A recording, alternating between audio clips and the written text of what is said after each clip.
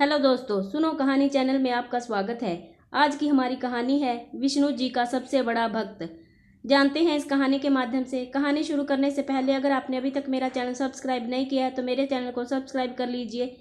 चलिए कहानी शुरू करते हैं। एक बार फिर देवऋषि नारद के मन में यह अभिमान पैदा हो गया कि वे ही भगवान विष्णु के सबसे बड़े भक्त हैं। वे सोचने लगे, मैं रात दिन भगवान विष्णु का गुणगान करता हूँ, फिर इस संसार में मुझसे बड़ा भक्त और कौन हो सकता है। किंतु पता नहीं श्रीहरि मुझे ऐसा समझते हैं या नहीं। यह विचार कर नारद भगवान विष्णु के पास क्षीर सागर में पहुँचे और उन्हें प्रणाम किया। विष्णु जी बोले, आओ नारद, कहो कैसे आना हुआ। नारद बोले, भगवान मैं आपसे एक बात पूछने आया हूँ। भगवान विष्णु बोले, मैं तुम्हारे मन की बात जानता हूँ नारद, फिर भी तुम्हारे मुंह से सुनना चाहता हूँ। नारद ने कहा, हे देव, मैं जीवन भर आपका गुणगान करता रहा हूँ। पल पल हर क्षण मुझे बस आपका ही ध्यान रहता है। आप मुझे यह बताइए कि क्या मुझसे भी बड़ा आपका कोई अन्य भक्त है संसार में। भगवान विष्णु समझ तो पहले ही गए थे कि नारद को अपनी भक्ति पर अभिमान पैदा हो गया है, किंतु अपने मन की बात छुपाकर वे बोले, नारद, इस प्रश्न के लिए तो तुम्हें मेरे साथ मृत्यु लोक चलना पड़ेगा। नारद बोले, ठीक है भगवान, मैं मृत्यु लोक चलने के लिए तैयार हूँ। भगवान विष्णु नारद को लेकर मृत्यु लोक चल पड़े। धरती पर पहुंचकर दोनों ने किसान का भेष धारण किया और एक गांव के किनारे बनी एक झोपड़ी की ओर चल पड़े। विष्णु बोले, नारद, मेरा एक बहुत बड़ा भक्त यहाँ इस कुटिया में रहता है। आश्चर्य, क्या मुझसे बढ़कर भी किसी की भक्ति हो सकती है। नारद के मुख से निकला, क्या वह भी मेरी तरह आपका ध्यान लगाए रहता है। आओ स्वयं ही जान लोगे, विष्णु ने कहा और उस कुटिया की ओर बढ़ गए। किसान उस समय कुटिया के बाहर अपनी गाय को बांध रहा था। उसके मुख से हरि हरि गोविंद का स्वर निकल रहा था। किसान भेषधारी विष्णु ने उसके निकट जाकर नारायण नारायण कहा तो किसान ने विनीत स्वर में पूछा, आप कहाँ से आए हैं भद्र, मेरे लिए कोई सेवा हो तो निसंकोच बताइए। किसान वेशधारी भगवान विष्णु ने कहा, हम नगर जा रहे हैं पर अंधेरा घिरने लगा है, वन में जंगली पशुओं का डर है, इसलिए रात भर आश्रय चाहते हैं।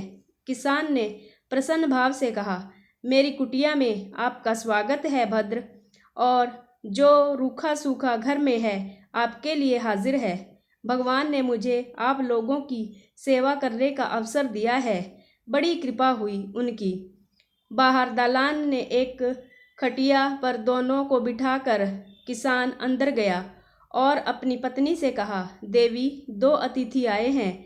किसान की पत्नी उस समय अपने बच्चों को भोजन परोस रही थी। धीरे से आटे का बर्तन देखती हुई बोली, घर में इतना सा ही आटा है और ये बच्चे और भोजन मांग रहे हैं।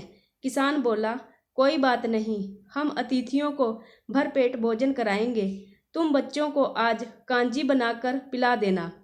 नारद और भगवान विष्णु ने उन दोनों का सारा वार्तालाप सुना, फिर भी परीक्षा के लिए भोजन की थाली पर बैठ गए। जब दोनों भरपेट भोजन कर चुके तो नारद सोचने लगे, यह सीधा साधा गृहस्थ भगवान का सबसे बड़ा भक्त कैसे हो सकता है। उधर श्रीहरि ने किसान से और भोजन लाने की फरमाइश कर दी। बोले, मेरा पेट अभी नहीं भरा, क्या और भोजन मिलेगा।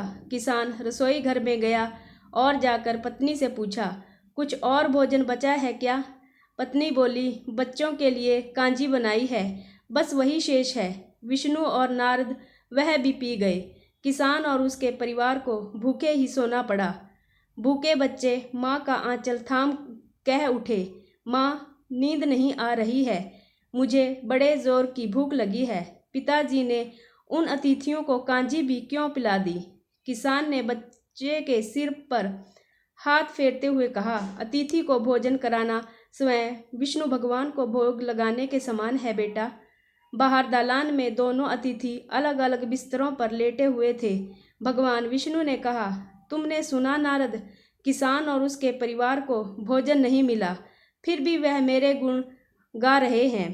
यह तो कुछ भी नहीं है, मैंने तो कई कई दिनों तक भूखे रहकर आपका स्मरण किया है। अगले दिन सुबह उन्होंने देखा किसान भगवान विष्णु की मूर्ति के सामने कह रहा था, गोविंद हरि हरि, तुम सदा मेरे मन में बसे रहो, बस मुझे कुछ और नहीं चाहिए। फिर दोनों अतिथियों से बोला, हरि की बड़ी कृपा है, वही जग का रखवाला है। प्रभु की दया से रात को कोई कष्ट हो तो नहीं हुआ। जब तक आपका जी चाहे तब तक आप दोनों यहाँ रहें। मैं खेत पर जा रहा हूँ। किसान भेषधारी श्री हरि बोले, हम भी तुम्हारे साथ चलेंगे, यदि तुम्हें कोई आपत्ति ना हो तो। नारद और विष्णु भगवान किसान के साथ उसके खेत पर गए। किसान बोला, यही है अपना खेत, अब मैं अपना काम करूँगा। गोविंद हरि हरि। नारद बोले, तुम तो सत्य पुरुष हो, भगवान के बड़े भक्त हो, हर घड़ी उनका नाम लेते रहते हो। किसान बोला, अरे कहाँ, काम से जब भी थोड़ा बहुत समय मिलता है तभी उनका नाम लेता हूँ। नारद ने पूछा, कब कब मिलता है समय? किसान बोला, सुबह उठता हूँ तब, रात को सोता हूँ तब, और दिन में जब भी काम से समय मिल जाए।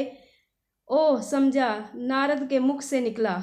दोनों जब किसान से विदा लेकर चले तो नारद ने व्यंग्यात्मक स्वर में कहा, आपने सुना भगवान, वह सुबह शाम 2 बार ही आपका स्मरण करता है, जबकि मैं हर समय ध्यान करता हूँ, फिर भी आप उसे महान भक्त बताते हैं। नारद की बात सुनकर श्री हरि चुप रहे, किंतु मन ही मन उन्होंने कहा, कारण भी जान जाओगे नारद। विष्णु ने एक कलश को तेल से लबालब भर कर नारद को दे दिया और बोले, नारद, इसे अपने सिर पर रखकर बिना हाथ लगाए सामने वाली पहाड़ी तक ले चलो। ध्यान रहे इस कलश में रखे तेल की एक बूंद भी जमीन पर गिरने न पाए। नारद बोले, यह कार्य सहज तो नहीं है। यह कहकर नारद ने कलश सिर पर रख लिया और पहाड़ी की ओर चल दिए। नारद पहाड़ी तक गए और लौट आए।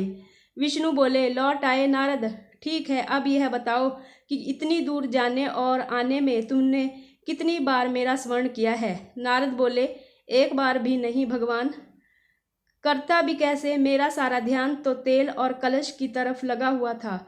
श्री हरि बोले, तब तुम ही सोचो, वह किसान दिन भर कठिन परिश्रम करता है, फिर भी 2-4 बार मेरा स्मरण जरूर करता है, और तुम एक बार भी मेरा स्मरण नहीं कर पाए। विष्णु की बात सुनकर नारद के अंतर्चक्षु खुल गए। वह श्री हरि के चरणों में गिरकर बोले, मान गए प्रभु, जो संसार के झंझटों में रहकर भी आपका स्मरण करते हैं वे ही सबसे बड़े भक्त हैं। वीडियो अच्छी लगे तो वीडियो को लाइक कर दीजिए, शेयर कर दीजिए। अगर आपने मेरा चैनल सब्सक्राइब नहीं किया है तो चैनल को सब्सक्राइब करना ना भूलें। धन्यवाद।